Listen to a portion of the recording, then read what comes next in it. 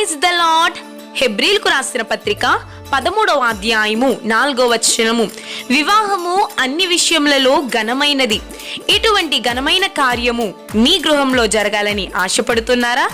మీ ఇంటికి రాబోయే సరి అయిన అల్లుడి కోసం, చక్కని కోడల కోసం ఎదురు చూస్తున్నారా?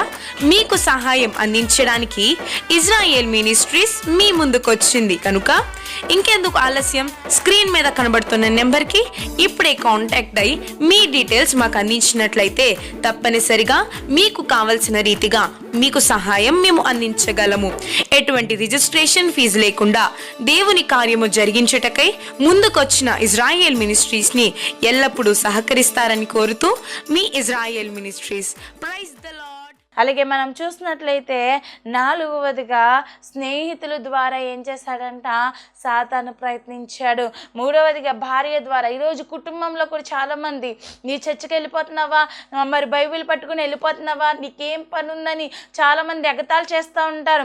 ఇంకా మీకు పని లేదా, ఎప్పుడు చర్చి అంటారని బంధువుల్లో నుండి నీ దేవుడు నీకేం చేశాడని మరి సాతాను గారు విని దూరి చాలామందిలో నుండి మనతో ఎట్కారంగా మాట్లాడేలాగా, అవమానించేలా, దూషించేలా మాట్లాడుతూ ఉంటాడు. ఆ సమయంలో అవును, నా దేవుడు నాకేం చేశాడు అని అనుకోకూడదు. కానీ నా దేవుడు ఈ లోకంలో ఏం చేసినా చేయకపోయినా ఇహమందు ఆనందం కొరకు, ఇహమందు కావలసిన ధనము కొరకు నేను పోరాడట్లేదు.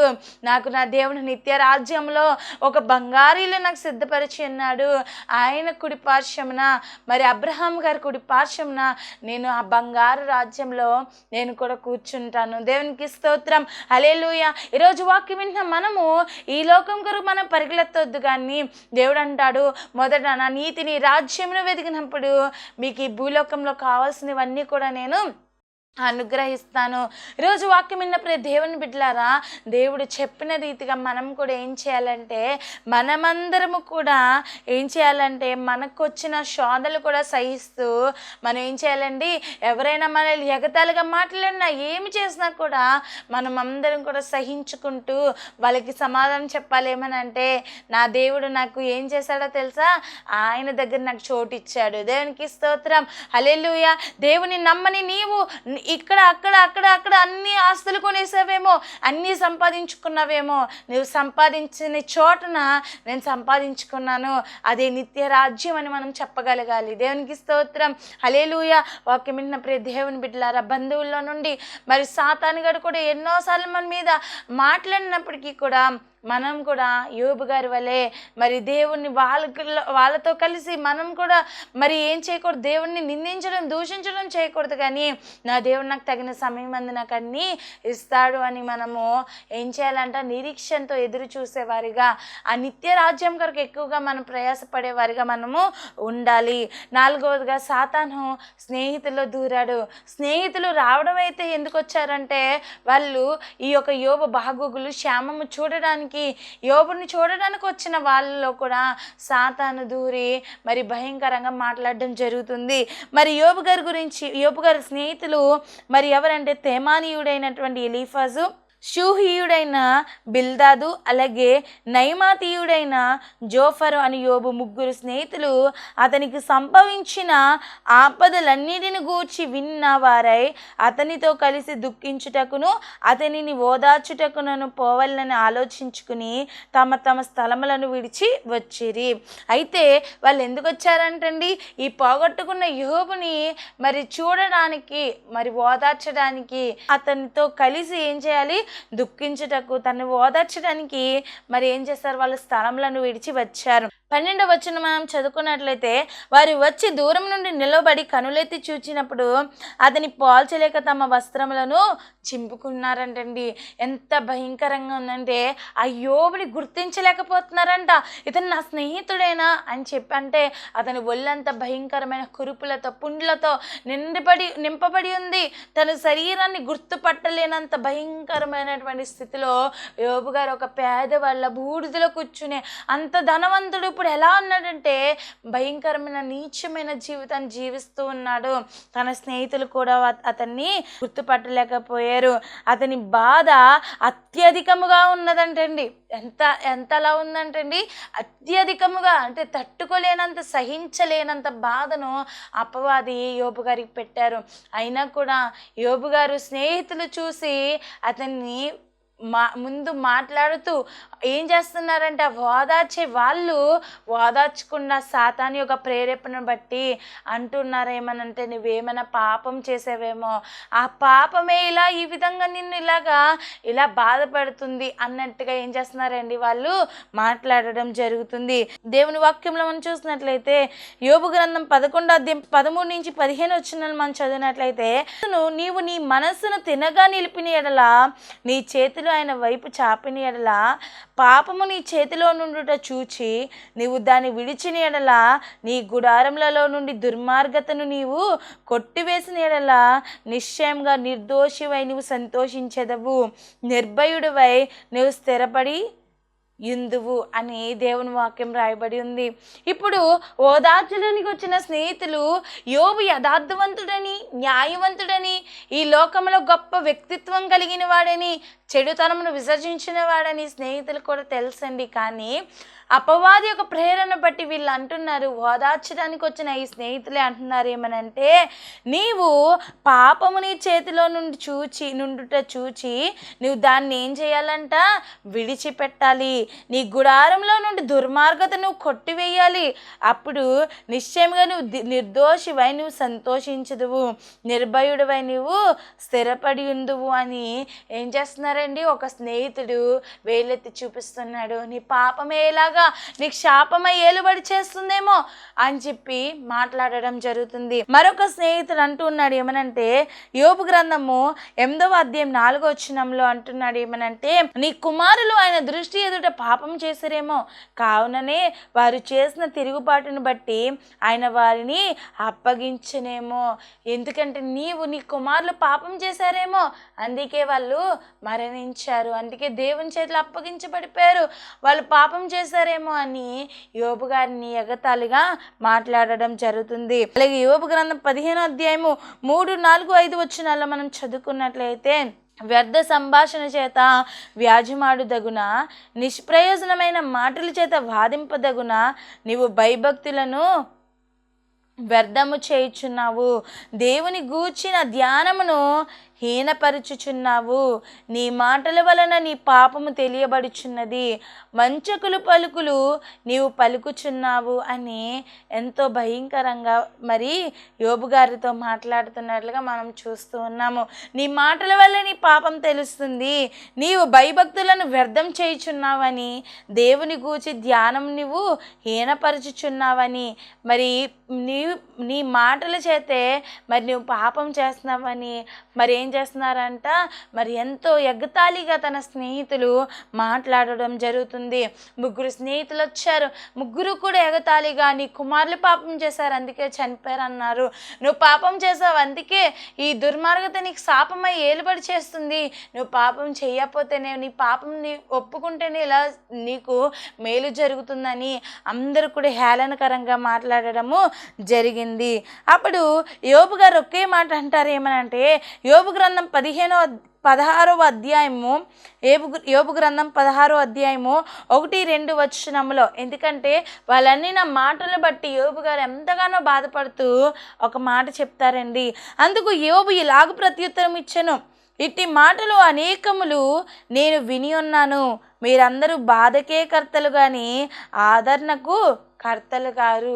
ఇలాంటి మాటలు ఎన్నో నేను వింటున్నాను రోజు రోజుకి, మరి అందరూ కూడా నన్ను ఓదార్చడానికి రాలేదు, మీరు అందరూ కూడా బాధకే కర్తలు అని చెప్పడం జరుగుతుందండి. అందరూ కూడా ఇలాంటి మాటలే మాట్లాడుతూ ఉన్నారు, కానీ నా దేవుడు నన్ను చూసుకుంటాడు, నేను పాపం చేస్తే ఆ పాపం నాకే కదా వస్తుంది, మీకు కాదు కదా అని యోబు గారు చక్కని మాటలు చెప్పి వారికి చెప్పడం జరిగింది. అయితే ఓదార్చే స్నేహితులు కూడా అలా అన్నప్పుడు యోబు గారు ఆ సమయంలో కూడా వాళ్ళు అంటున్నారు, వాళ్ళు కూడా మరి ఈ మాటలు బట్టి నిందిస్తూ ఉన్నప్పుడు అప్పుడు కూడా ఏంటి ప్రభా, నా భక్తి జీవితంలో నా స్నేహితులు కూడా హేళన చేస్తున్నారు, ఇలా చేయడానికి నన్ను ఇలా చేసావని తన నోటు నుండి దూషించే మాటలు మాత్రము రాలేదు. ఆ సమయంలో యోబు గారు అంటున్నారు, యోబు గ్రంథము 19వ అధ్యాయము 25వ వచనంలో చక్కని మాట ఉంటుందండి. ఈ మాట అంటే నాకు చాలా ఇష్టం. ఎందుకంటే మరి ఈ మాట పరిశుద్ధ గ్రంథంలో చాలా చక్కగా యోబు గారు పలికినట్లుగా మనం చూస్తున్నాం. అయితే యోబు గ్రంథం 19వ అధ్యాయం 25వ వచనంలో, అయితే నా విమోచకుడు సజీవుడనియు తరువాత ఆయన భూమి మీద నిలుచుననియు నేను ఎరుగుదును. ఇలాగు నా చర్మము చీకిపోయిన తరువాత శరీరముతో నేను దేవుని చూచెదను, నా మట్టుకు నేనే చూచెదను, మరి ఎవరును కాదు, నేనే కనులారా ఆయనను చూచెదను. దేవునికి స్తోత్రం, హల్లెలూయా. ఎంత చక్కని మాట అండి. యోబు గారు చెప్తున్నారు, నా విమోచకుడు సజీవుడు, నా దేవుడిని నేను కనులారా చూస్తాను, నా మట్టుకు నేను నా దేవుణ్ణి చూస్తాను. ఎవరు చూస్తారో నాకు తెలియదు, కానీ నేను మాత్రం నేను ఏ పాపం చేయలేదు, నా దేవుని నేను చూస్తాను. నా శరీరము, ఇక్కడ చాలా చక్కగా ఉన్న, ఇలాగూ నా చర్మము చీకిపోయిన తరువాత శరీరముతో నేను దేవుణ్ణి చూస్తాను. దేవునికి స్తోత్రం. నాకు ఏమైపోయినా కూడా నా దేవుడిని నేను దూషించను, నా దేవుడిని నేను కనులారా చూస్తానని గొప్ప విశ్వాసము, గొప్ప భక్తి, చెడుతనమును విసర్జించిన వాడిగా యథార్థత కలిగి పోగొట్టుకున్న సమయంలో కూడా తన భక్తి జీవితాన్ని విడిచిపెట్టకుండా చాలా చక్కని జీవితాన్ని యోబు గారు జీవిస్తూ ఉన్నారండి. మరి యోబు గ్రంథము మరి ఈ యొక్క మాటలు చదువుతున్నప్పుడు ఎంతగానో ఆశ్చర్యం కలుగుతుంది. యోబు గారు అంతటి భక్తి జీవితాన్ని కలిగి ఉన్నారు. దేవునికి స్తోత్రం, హల్లెలూయా. మరి దేవుని వాక్యాన్ని మనం చూసినప్పుడు యోబు గారు ఎంత చక్కని జీవితాన్ని మనం చేశారో మనం చూస్తున్నాం. అయితే దేవుడు పెట్టిన పరీక్షలో ఆయన మరి ఎంతగానో విన్ అయ్యారు. మరి యోబు గారి పైన సాతాను 4 విధాలుగా ప్రయత్నించాడు, అన్నీ తీసేసుకున్నాడు. మరి శారీరకంగా బలహీనపరిచాడు, భార్య ద్వారా దూషించాడు, మరి స్నేహితుల ద్వారా అవమానకరంగా మాట్లాడాడు. అయినప్పటికీ కూడా యోబు గారు తన యొక్క భక్తి జీవితాన్ని విడిచిపెట్టలేదంటండి. అప్పుడు కూడా ఎలా ఉన్నాడంటే యోబు చెడుతనంను విసర్జించిన వాడిగానే ఉన్నాడు. ఆ యొక్క కాలంలో కూడా, ఆ యొక్క బాధలో కూడా యోబు గారు మరి తన చెడుతనంను విసర్జించిన వాడిగా ఉన్నారు. మరి కీర్తనలు 97వ అధ్యాయము 10వ వచనంలో రాయబడి ఉంటుంది, దేవుని ప్రేమించేవారు చెడుతనంను విసర్జించుకుంటారని, చెడుతనంను విడిచిపెడతారంటండి.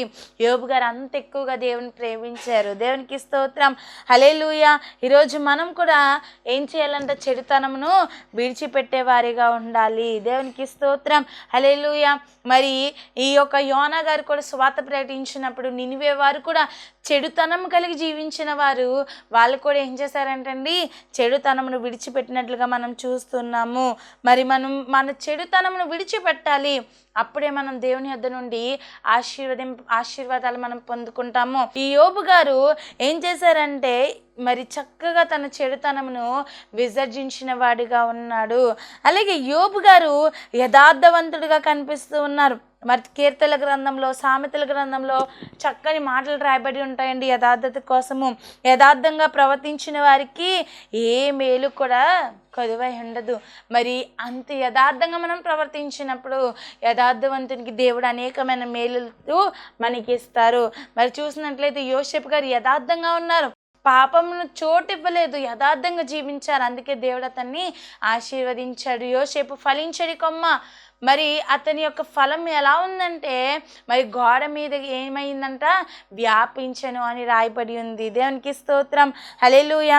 సామెతల గ్రంథం 14వ అధ్యాయం 11వ వచనంలో యథార్థవంతుల గుడారము వర్ధిల్లును అని, సామెతలు 11:20లో రాయబడి ఉంది యథార్థవంతులు దేవునికి ఇష్టలు అని రాయబడి ఉంది. మరి కీర్తనలు 112వ కీర్తన 4వ చరణంలో రాయబడి ఉంది యథార్థవంతులకు చీకటిలో వెలుగు పుట్టును. దేవునికి స్తోత్రం, హల్లెలూయా. యోబు గారు కూడా అలాగంటారండి. యోబు గారు అంటే ఒకప్పుడు చాలా ధనం ఉంది కదా, ఎప్పుడైతే ఈ శోధనలన్నీ వచ్చినాయో తన పనివారికి కూడా ఇతను నీచమైపోయారంట, బతిమాలుకోవాల్సిన పరిస్థితి వచ్చిందంట. అందరూ హేళనకరంగా ఇతను చూస్తున్నప్పుడు యోబు గారు యథార్థతను విడిచిపెట్టలేదు కదా, చీకటిలో ఈయనకి దేవుడు వెలుగును పుట్టించాడు. దేవునికి స్తోత్రం. యథార్థవంతులు ఇల్లు వర్ధిల్లుతుందని వాక్యం సెలవిస్తుంది. యథార్థవంతులు దేవునికి ఇష్టలు అని రాయబడి ఉంది. దేవుడైన గుడారమును వర్ధిల్లింప చేశారు, దేవునికి ఆయన ఇష్టలుగా మారిపోయారు. ఎలాగంటే ఈ యొక్క యోబు గారిని దేవుడు రెండంతలుగా ఆశీర్వదించాడు. దేవునికి స్తోత్రం. హల్లెలూయా. ఎందుకంటే ఆయన యొక్క మరి చెడుతనమును విసర్జించారు. అలాగే యోబు గారు యథార్థవంతులుగా ఉన్నారు. మూడవదిగా ఆయన రెండంతలుగా ఆశీర్వదింపబడడానికి కారణం ఏంటంటే అరుణోదయమున లేచిన వాడు. ఈరోజు మనం కూడా ఏం చేయాలంటే ఉదయమునే లేచి దేవునికి మనం కూడా ఏం చేయాలి, మొరపెట్టే వారిగా ఉండాలి. మన మొర దేవునికి ఇష్టమైనప్పుడు ఆయన మనల్ని బహుగా ఆశీర్వదించే దేవుడై ఉన్నారు. ఈరోజు మనం కూడా ఎక్కువ సమయం ఏం చేయాలంటే ప్రార్థనలో గడిపే వారిగా ఉండాలి. ప్రార్థన వినే దేవుడు మన యేసయ్య. కాబట్టి నీకే సమస్య ఉన్నా, ఏ ఇబ్బంది ఉన్నా, ఏ బాధ ఉన్నా, ఎటువంటి ఇబ్బంది అయినా కూడా నువ్వు దేవుని దగ్గర మొరపెట్టినప్పుడు దేవుడు నీ కార్యం చేస్తాడు. వాళ్ళ పిల్లలు ఎక్కడ పాపం చేస్తారో, దేవుని దూషిస్తారని అరుణోదయం దేవునికి ప్రార్థించేవాడు.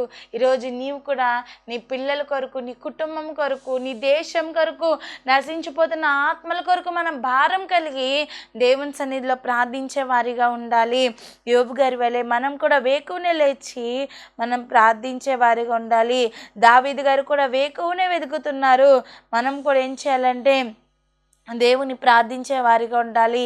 అలాగే నాలుగవదిగా మరి యోబు గారు నిత్యము ప్రార్థించేవారంటండి. అరుణోదయం ఒకటే కాదు, నిత్యము కూడా ఏం చేసేవారంటే నిత్యము మరి దేవుని యొక్క స్థలంలో మండుతూ ప్రకాశింపచేస్తూ దేవుని సన్నిధిని ఎప్పుడు కూడా ఏం చేస్తూ ఉండేవాడంటే కొనియాడుతూ ఉండేవాడు. మనం నిత్యము విసుగగా ప్రార్థించాలని లూకాసు వార్తలో రాయబడి ఉంది. ప్రార్థించే మరి మంచి గొప్ప స్థితిని యోబు గారు కలిగి ఉన్నారు. నిత్యము నువ్వు ఏ సమస్యలో ఉన్న దేవుడికి మొరపెట్టినప్పుడు దేవుడు ఆలకించే దేవుడై ఉన్నాడు. అలాగే యోబు గారు శ్రమలలో కూడా దేవుని స్తుతించాడు. ఇప్పటిదాకా మనం చెప్పుకున్నాము ఆయన శోధనలు ఎలా ఉంటాయో, ఎలాంటి శ్రమలు సాతాను చేశాడో, ఎలాంటి ప్రయత్నాలు చేశాడో మనం చూసుకున్నాము. ఆ శోధనలో కూడా యోబు గారు ఏం చేశారండి, దేవుని స్తుతించిన వాడిగా ఉన్నాడు. శ్రమ నాకు మేలైనని దావీదు గారు అంటున్నారు. అలాగే పౌలుసీలో అర్ధరాత్రి వేళ ఏం చేశారంటే దేవుని స్తుతించారు. ఈరోజు శ్రమలో కూడా మనం ఏం చేయాలంటే దేవుని స్తుతించాలి. మరి యోబు గారు అంటున్నారు, దేవుడు ఇచ్చాడు, దేవుడు తీసుకున్నాడు, ఆయన నామానికే మహిమ కలుగునుగా. కానీ మనం కూడా దేవుని స్తుతించాలంటండి మనం ఎంత సమయం ప్రార్థిస్తామో అంతగా దేవుని స్తుతించాలి, ధ్యానించాలి, దేవుని నామాన్ని మహిమపరచాలి. మరి చూసినట్లయితే పరలోకం నుంచి ఇద్దరు దేవదూతలు వచ్చాయంట, 2 దేవదూతలు. అయితే ఆ 2 దేవదూతలు కూడా చెరుకో గంప పట్టుకుని వచ్చాయంట. మరైతే ఒక గంప నిండా కూడా ప్రార్థనలు పట్టుకెళ్ళడానికి, మరొక గంప నిండానేమో స్తుతులు పట్టుకెళ్ళడానికి వచ్చాయి. అయితే ఉదయం నుంచి సాయంత్రం వరకు అన్ని చోట్ల తిరిగాయి. అనేక మంది ప్రార్థన చేస్తారు కదండి, ఆ ప్రార్థనల గంప పట్టుకుని మరి చేరాల్సిన చోటుకు వచ్చే. అయితే ఇంకో గంప కూడా పట్టుకుని వచ్చాయంట. అయితే ప్రార్థన గంప ఏమో నిండిపోయి మొత్తం ఆ గంప నిండగా ఏమన్నా ప్రార్థనలతో వచ్చింది. అయితే ఇంకో దేవదూత మరి గంప పట్టుకొచ్చాడంట. ఆ గంపలో స్తుతులు ఏమీ లేవంటండి, కొద్ది మంది మాత్రమే దేవుని స్తుతించారంట. అందరూ అడగడమేనంట, ఏంటి దేవా నాకు ఇది కావాలి, అది కావాలి, ఇది కావాలి, అది కావాలి, ఇంకా అది అందరూ కూడా ప్రార్థనలు చేస్తున్నారంట. కానీ దేవుని స్తుతించేవారు మాత్రము, దేవుని ఘనపరిచేవారు మాత్రము, దేవుని మనస్ఫూర్తిగా ఆరాధించేవారు మాత్రం ఎవరు లేక ప్రార్థనలతోటే నింపబడింది. కానీ దేవుని స్తుతించేవారు, ధ్యానించేవారు ఎవరు కూడా ఏమీ ఈ భూలోకంలో లేరు ప్రభు అని చెప్పడం జరుగుతుందంట. ఈరోజు నువ్వు ప్రార్థన చేసిన మనము పొందుకున్న ప్రతి దాని నిమిత్తం దేవుని స్తుతించాలి కూడా. ప్రభువా, ఇవన్నీ ఇచ్చావయ్యా, నీకే స్తుతి అని మనం ప్రతి విషయమందును కృతజ్ఞతాస్తుతులు కలిగిన వారిగా మనం దేవుణ్ణి స్తుతించేవారిగా ఉండాలి. దేవుణ్ణి గాలినిచ్చాడు, ఇదే గాలి ఆక్సిజన్ రూపంలో హాస్పిటల్లో పెట్టించుకుంటే బోల్ డబ్బులు మనం కట్టవలసి వస్తుంది. మరి దేవుడు మనకి ఆహారం పెడుతూ ఉన్నారు, ఏసే మనకు ఉచితంగా నీళ్ళని ఇచ్చాడు. మనకి దేవుడికి కావాల్సిన సన్లైట్ని, వెలుగును, రాత్రిని వేరుపరిచి దేవుడు మనకి చక్కని ఋతువులను, కాలములను దేవుడు అన్నీ మనకి నిర్ణయించాడు. మరి దేవుడు మనకి ఇచ్చిన చక్కని శరీరాన్ని బట్టి, చక్కని కుటుంబాన్ని బట్టి, చక్కని ఆరోగ్యాన్ని బట్టి, చక్కని స్థితిని బట్టి మనం దేవుని ఎప్పుడు ఏం చేయాలంటండి, స్తుతించే వారిగా ఉండాలి. మరి నీకు దేవుడు కారుని ఇచ్చాడంటే బైక్ ఉన్న వారిని చూసి మనం ఏం చేయాలంటే, దేవా నాకు ఇది ఇచ్చావని స్తుతించాలి. ఒకవేళ కారు కాదు బండే ఉందంటే, తండ్రి నీవు నాకు బండిని ఇచ్చావు. ఎంతోమంది సైకిల్ మీద వెళ్తున్నారని ఆ సైకిల్ని చూసి మనం ఏం చేయాలంట, దేవుడు ఇచ్చిన దాన్ని బట్టి మనం దేవుని స్తుతించాలి. ఒకవేళ నీకు బైకు లేదు, కారు లేదు, నీకు మరి సైకిలే ఉందంటే, తండ్రి ఎంతోమంది నడిచి వెళ్తున్నారు ప్రభా, నువ్వు ఏం చేసావు, నాకు చక్కగా మరి బండి మీద సైకిల్ మీద వెళ్ళే స్థితిని ఇచ్చావని దేవుని స్తుతించాలి. ఇప్పుడు సైకిల్ కూడా లేదు, నువ్వు నడిచి వెళ్తున్నావు. ఎక్కడికైనా వెళ్ళినప్పుడు మరి ఎవరిని చూడాలండి, కాళ్ళు కూడా లేని వాళ్ళు ఎంతోమంది ఉన్నారు, వాళ్ళని చూడాలి. దేవా, నడవడానికి శక్తినిచ్చావు, నడిచి వెళ్ళడానికైనా కృప చూపేవు. ఎంతోమంది మరి కాళ్ళతో కూడా నడవలేని పరిస్థితి, ఎత్తుకుని తీసుకెళ్ళి ఎన్నో బాధలు పడుతున్న వారు ఉన్నారు. ప్రభా, ఈ స్థితినిచ్చావు, నీకు స్తుతి అని ప్రతి విషయం అందులో దేవుని ఏం చేయాలంటండి, స్తుతించే వారిగా ఉండాలి. నీకున్న పరిస్థితిని బట్టి మనం ఏం చేయాలంటే దేవుని స్తుతించే వారిగా ఉండాలి. నీకు దేవుడు ఇచ్చిన స్థితి గొప్పదే, ఆ స్థితిని బట్టి నువ్వు దేవుని స్తుతించినప్పుడు ఇంకా నీ స్థితి మొదటి కొద్దిగా ఉన్నను తుదకు మహాభివృద్ధి పొందుతావు. దేవునికి స్తోత్రం, హల్లెలూయా. నీ స్థితి ఇప్పుడు కొద్దిగానే ఉందేమో, తుదకు మహాభివృద్ధి నువ్వు పొందుతావు. ఈ సైకిల్ జీవితం, బండి జీవితం ఏంటి, కారుకి దేవుడిని ఆశీర్వదిస్తాడు. ఎప్పుడంటే, తండ్రి నాకు బండి ఇచ్చావు, కారు లేదు ప్రభా అని ఎప్పుడు బాధపడుతూ ఉన్నాం, ఇంకా మనకి ఇవ్వడండి. కానీ మనము ఉన్న స్థితిని బట్టి దేవునికి స్తుతి చెల్లించినప్పుడు నిన్ను బట్టి దేవుడు సంతోషించి నీ స్థితిని మరి ఏం చేస్తాడంట, తుదకు మహాభివృద్ధిలోకి చేస్తాడు. దేవునికి స్తోత్రం, హల్లెలూయా. మరి ఆరవదిగా యోబు గారు ఓర్పు కలిగిన వాడు. ఈరోజు మనకు కూడా ఓర్పు ఉండాలి. కుటుంబంలో సమస్యల, ఇరుగు పొరుగు వారి సమస్యల, బాధల, ఏ సమస్య వచ్చినా కూడా నువ్వు ఓర్పు కలిగి ఉన్నప్పుడు దేవుడు ఏం చేస్తాడంటండి, నిన్ను ఆశీర్వదిస్తాడు. యోబు గారిని దేవుడు 200గా ఆశీర్వదించడానికి గల కారణం ఏంటో తెలుసా? యోబు గారు ఎలా ఉన్నారంటే, మరి ఓర్చుకునేటువంటి వ్యక్తి కలిగి, ఓర్పు కలిగి మరి ఉన్నారు. మరి రోమిలకు రాసిన పత్రికలో ఉన్నది, శ్రమలు మనం ఓర్చుకోవాలంటే అండి. మరి అలా మనం ఓర్పు కలిగి ఉన్నప్పుడు, ఎంత ఓర్పు అంటే యోబు గారికి శరీరం కుళ్ళిపోయినా, పాడైపోయినా, తన భార్య ఎందు అవమానాలు వచ్చినా, స్నేహితులందు మాటలు వచ్చినా దేవుని మాత్రం దూషించలేదు, ఓర్చుకున్నాడంటండి, తట్టుకున్నాడంట. ఈరోజు మనం కూడా ఓర్పు కలిగిన వారిగా మనం కూడా ఉండాలి. ఏడవదిగా యోబు గారు తన స్నేహితుల కొరకు ప్రార్థించువాడుగా మనకు కనిపిస్తున్నారు. ఎవరైతే దూషించి హేళనకరంగా మాట్లాడారో అలాంటి స్నేహితుల కొరకు యోబు గారు ప్రార్థన చేస్తున్నట్లు కనిపిస్తుంది. ఈరోజు నీ శత్రువుల కొరకు నువ్వు ప్రార్థన చేయాలి, నీకు విరోధంగా మాట్లాడే వారి కొరకు నువ్వు ప్రార్థన చేయాలి, అంగలార్చాలి. దేవుడు వాళ్ళ కోసం కూడా మనం ఏం చేయాలంట, ప్రార్థించే వారిగా మనం అందరం కూడా ఉండాలి. దావీదు సౌలు గారి కొరకు ప్రార్థిస్తున్నారు. ఏ సౌలు అయితే దావీదుని చంపాలనుకున్నాడో ఆ సౌలు చనిపోయినప్పుడు అంటండి ఉపవాసం ఉండి ఏమి తినకుండా మరి దేవుని సన్నిధిలో ఏడుస్తూ ఆయన ప్రార్థించారంట. ఈరోజు వాక్యం విన్న ప్రతి దేవుని బిడ్డలారా, మనం కూడా ఏం చేయాలంటే శత్రువుల కొరకు, మనల్ని బాధించే వారి కొరకు మనం ప్రార్థన చేయాలి. దేవునికి స్తోత్రం, హల్లెలూయా. ఈరోజు మనం అందరం కూడా చక్కగా ఓర్చుకునే వారిగా, అందరి కొరకు ప్రార్థించే వారిగా ఉండాలి. 7 విషయాలు మనం అందరం కూడా చెప్పుకున్నాము. యోబు గారు ఆశీర్వదింపబడడానికి గల కారణము, 1 ఆయన యథార్థవంతుడిగా ఉన్నారు, మరి చెడుతనమును విసర్జించిన వాడిగా ఉన్నారు, అరుణోదయమును లేచి ప్రార్థించే వారిగా ఉన్నారు, నిత్యము ప్రార్థించే వారిగా ఉన్నారు. అలాగే యోబు గారు శ్రమలు కూడా సహించి శ్రమల్లో కూడా స్తుతిస్తూ ఉన్నాడు. యోబు గారు ఓర్పు కలిగిన వారిగా ఉన్నారు. తన స్నేహితులందరి కొరకు ప్రార్థించే వ్యక్తిగా ఉన్నారు. అంతేకాదు కండి, యోబు గారు దేవుడు పెట్టిన పరీక్షలో విజయం పొందిన వ్యక్తిగా కనిపిస్తున్నారు.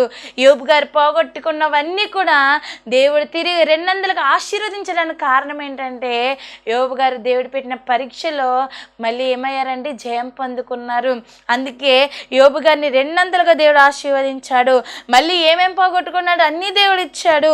7 కుమారులు 3 కుమార్తెలు పోగొట్టుకున్నాడు. దేవుడు మళ్ళీ అతనికి అనుగ్రహించారు.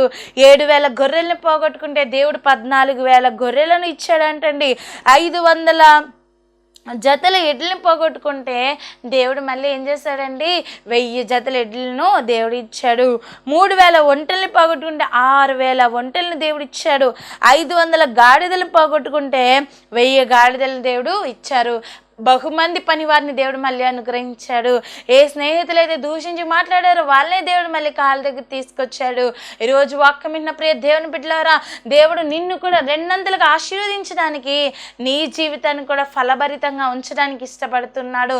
అయితే మోకరించి, దేవా నీవు కూడా ఓర్పు కలిగిన వారిగా, అరుణోదయం లేచి అనుభవం కలిగిన వాడిగా, అలాగే నిత్యము ప్రార్థించే వారిగా యోబు గారి వలె నీతిని న్యాయమును విడిచిపెట్టగా యథార్థంగా జీవిస్తూ చెడుతనమును విసర్జించే శ్రమలు ఓర్పు కలిగి దేవుని నిత్యము స్తుతించే వారిగా మీరుంటే, నీ శత్రువుల కొరకు నువ్వు ప్రార్థించినప్పుడు దేవుడు శోధనలో సహించి ఓర్పు కలిగిన నిన్ను అత్యధికంగా ఆశీర్వదించడానికి దేవుడు ఇష్టపడుతూ ఉన్నాడు. వాక్యం విన్న ప్రియ దేవుని బిడ్డలారా, దేవుడు నీకు కూడా కొన్ని శ్రమలు పెట్టినప్పుడు ఆ శ్రమల్లో కూడా నువ్వు నమ్మకంగా ఉండాలి. దేవుని దూషించే వారిగా మనం ఉండకూడదు. నిత్య రాజ్యం కొరకు ఎదురు చూడాలి. కానీ ఈ లోకంలో వచ్చిన శ్రమలను కూడా మనం ఏం చేయకూడదు? వాటిని లక్ష్యం ఉంచకూడదు. దేవా ఈ శ్రమలను ఎందుకు వచ్చాయో నాకు తెలీదు, ఆ శ్రమలు బట్టి నేను మాత్రం నిన్ను దూషించను అని చెప్పి మనం ప్రార్థన చేయాలి తప్ప ఎంత మాత్రం దేవుని దూషించే వారిగా. ఎంతోమంది దేవుడు చేస్తేనే చచ్చుకొస్తారండి. ఏమి మనం పొందుకోకపోతే దేవుని విడిచిపెట్టేసే క్రైస్తవులుగా ఉంటున్నామేమో. కానీ వద్దు, దేవుడు ఏది ఇచ్చినా ఇవ్వకపోయినా, మన దగ్గర ఏది ఉన్నా లేకపోయినా, ఏది శాశ్వతమైనది కాదు కాబట్టి శాశ్వతమైన నిత్య రాజ్యం కొరకు మనం అందరము ఎదురు చూసేవారిగా, పోరాడేవారిగా, ఆ గమ్యానికి మనం చేరుకునే వారిగా ఉందాము. ఈ కొద్ది మాటలు దేవుడు మన అందరి వినుకుల్లో దీవించి ఆశీర్వదించునుగాక. ఆమేన్. ఈ సమయంలో కళ్ళు మూసుకుందామండి, చిన్న ప్రార్థన చేసుకుందాం. శరణుతుడా, మౌనతుడా, మా సకల ఆశీర్వాదం నాకు కారణభూతుడైన మా ప్రియ పరలోక తండ్రి, నిఘనమైన శ్రేష్టమైన ఉన్నతమైన నామాన్ని బట్టి నీకు వేలాది స్తుతులు స్తోత్రాలు ప్రభా. యేసయ్య తండ్రి, నాతో ఉండి ప్రభా, నాలో ఉండి ప్రభా, నీ బిడ్డలతో మాట్లాడి మాటలు బట్టి నీకు కొందనాలు ప్రభా. ఎంతగా ఈ భక్తులు తండ్రి ప్రభా నీలో ఎదుగుతున్నారో ప్రభా, రీతిగా ప్రభా మేమందరం కూడా చక్కని జీవితాన్ని జీవించి నీ నామానికి మహిమకరంగా, నీ నామానికి సాక్షార్థంగా తండ్రి ప్రభా మేమందరం నీకు ఇష్టమైన బిడ్డలుగా ఉండేలా సహాయం చేయండి అయ్యా. ఈ టీవీ ముందు ప్రభా తండ్రి లైవ్లో ప్రభా ఎంతమంది అయితే తండ్రి ఎస్ఏ ప్రభా తండ్రి ప్రభా మరి ఈ మాటలు వింటూ ఉన్నారో ప్రభా, ఎస్ఏ అందరినీ నీ బిడ్డలందరినీ మీరు ఆశీర్వదించి దీవించండి అయ్యా. వారికి ఉన్న ప్రతి అవసరతలు మీరే తీర్చండి ప్రభా. వారికి ఉన్న ప్రతి బంధకం నుంచి మీరే విడిపించండి అయ్యా. వారికి ఉన్న ప్రతి అవసరతను తీర్చండి ప్రభా. నీ బిడ్డలు కూడా తన యోబు గారి వల్లే చక్కని జీవితాన్ని జీవించి 200గా వాళ్ళు ఆశీర్వదింపబడే భాగ్యం దయచేయండి. ఫలభరితంగా ప్రతి జీవితాలను మీరు ఉంచి మహిమ పొందుకోమని ప్రభా మా ప్రార్థనలు ఏమైనా తప్పులు పొరపాట్లు ఉండి క్షమించి సంఘాలు ప్రతి బిడ్డని తండ్రి ప్రభా నీ ముందు తండ్రి ప్రభా ప్రార్థిస్తున్న ప్రతి బిడ్డ ప్రార్థన మీరు ఆలకించి అంగీకరించి మహిమ పొందుకోమని యేసు నామములో అడిగి వేడుకొంచున్నాము నమ్మ పరమ తండ్రి. ఆమేన్, ఆమేన్. అందరికీ మరణాతండి. మమ్మల్ని ఎంతగానో ప్రోత్సహిస్తున్న మీ అందరికీ కూడా ప్రత్యేకమైన వందన మరణాతలు. అందరికీ మరణాత.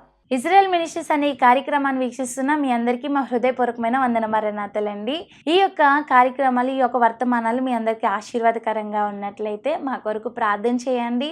అలాగే దేవుడు మీకు ప్రేరేపిస్తే కింద కనిపిస్తున్నటువంటి నెంబర్కి ఫోన్పే ఆర్ గూగుల్ పే చేసి మీ సహకారాన్ని అందించండి.